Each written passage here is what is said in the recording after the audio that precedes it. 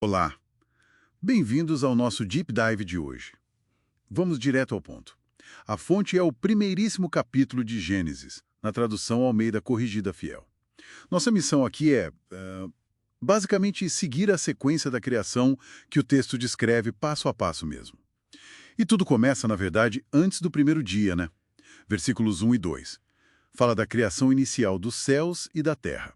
Só que a terra, bom, o texto diz que estava sem forma e vazia. Muita escuridão, água por toda parte, e o Espírito de Deus ali se movendo sobre as águas. É interessante, né? Esse cenário inicial é de, um caos primordial. Um potencial ali, mas nada formado. E o que dá o start, o que começa a organizar tudo, é a palavra divina. E disse Deus. É a partir daí que a ordem começa a surgir. Perfeito. Então vamos lá. Dia 1, versículos 3 a 5. O comando é bem direto. Haja luz. E pronto. A luz aparece. Aí Deus separa a luz, que ele chama de dia, das trevas, a noite. E já tem a primeira avaliação, né? E viu Deus que era boa a luz. Exato. E repara que um padrão já se estabelece logo de cara. Tem o comando divino, haja, aí vem a criação, e houve, depois uma separação ou às vezes uma nomeação, como dia e noite aqui, aí vem a avaliação, o famoso era bom, e a marcação do tempo, tarde e manhã. Essa estrutura, esse ritmo vai se repetir bastante. É um contraste forte com aquele caos inicial que você mencionou. É verdade, essa ideia da estrutura que vai organizando é bem marcante. E continua no dia 2, né? Versículos 6 a 8. O foco agora é criar uma expansão para separar as águas. Isso mesmo. Essa expansão, que o texto depois chama de céus, funciona como, digamos, uma barreira. Ela divide as águas que ficam acima da expansão daquelas que ficam abaixo. É mais um passo na organização do espaço, na definição de limites. Entendi. Aí vem o dia 3, versículos 9 a 13. A organização continua firme. As águas que estavam embaixo se juntam num lugar só e aparece a porção seca, a terra. O conjunto das águas vira os mares. E, de novo, viu Deus que era bom. Mas não para por aí, né? Não, o dia continua. Depois de formar a terra seca e os mares, vem a ordem para a terra produzir vegetação. Ervas que dão semente, árvores que dão fruto. E um detalhe importante, cada uma segundo a sua espécie. Ah, essa parte do segundo a sua espécie aparece bastante. Sim, e é fundamental. Não é só uma descrição, reforça essa ideia de ordem, de categorias bem definidas, sabe? Com capacidade própria de se propagar. Não é uma mistura aleatória. E, claro, a avaliação positiva se repete para o trabalho do dia todo. Faz sentido, dentro dessa lógica de criar ordem, de categorizar. Bom, chegamos ao dia 4, versículos 14 a 19. Agora o foco muda para cima, para aquela expansão, os céus. É a criação dos luminares, sol, lua, estrelas. Exato. E veja bem, eles são colocados nessa estrutura que já existia, a expansão. E a função deles é bem prática, segundo o texto. Separar o dia da noite, servir como sinais para marcar estações, dias, anos e, claro, iluminar a Terra.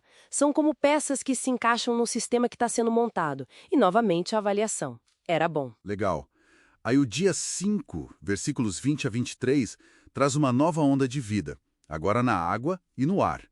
O texto fala que as águas devem produzir abundantemente répteis de alma vivente. O que seria essa alma vivente? É uma boa pergunta. A expressão no hebraico nefesh hayá geralmente se refere a seres animados que respiram, que têm vida em movimento, diferente das plantas.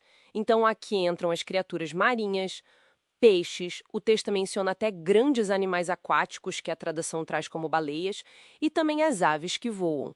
Todos eles criados também conforme as suas espécies. E tem uma novidade aqui. Qual? Deus os abençoa. É a primeira vez que a bênção aparece com um comando para eles se multiplicarem. Interessante essa adição da bênção. E a avaliação continua. Era bom. Agora, o dia 6, versículos 24 a 31. Esse parece ser o ápice, né? Com certeza. O dia começa com a Terra produzindo mais alma vivente. Agora são os animais terrestres, domésticos, tipo gado, os selvagens, as feras, e os que rastejam, os répteis. Cada um conforme a sua espécie, e a avaliação era bom. Mas aí o tom muda um pouco, fica mais solene. Sim, vem aquela declaração no plural: façamos o homem à nossa imagem, conforme a nossa semelhança. Homem e mulher são criados, recebem uma tarefa, um domínio sobre as outras criaturas e também a bênção para multiplicar, para encher a terra. O alimento inicial deles, plantas e frutos. E a avaliação no final desse dia é diferente, né? Exatamente. Não é só bom. O versículo 31 é enfático. E viu Deus tudo quanto tinha feito, e eis que era muito bom. Esse muito bom abrange a totalidade da criação. Parece indicar uma satisfação especial com o resultado final, onde a humanidade, criada de forma distinta, à imagem e semelhança, tem um lugar e uma responsabilidade únicos. Então, para a gente resumir o que essa fonte nos mostra, é uma narrativa de 6 dias, super estruturada. Começa com algo informe, caótico, e termina com um mundo ordenado, cheio de vida.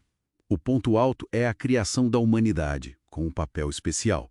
E tudo isso leva a uma avaliação final super positiva. Muito bom. Sim, para quem estuda esse texto, a chave é perceber essa estrutura sequencial, essas repetições que não são acidentais. Disse Deus, viu Deus que era bom, conforme a sua espécie, tarde e manhã, elas constroem a mensagem sobre ordem, propósito e como a criação se desenrolou, segundo essa visão específica. Isso talvez deixe uma questão interessante para quem nos ouve pensar, olhando apenas para o texto. O que significa exatamente ser criado à imagem e semelhança de Deus? E o que implica receber esse domínio sobre as outras criaturas, dentro do contexto dessa narrativa toda? Explorar essas expressões no próprio Gênesis 1 pode trazer novas luzes sobre o papel humano que o texto parece delinear.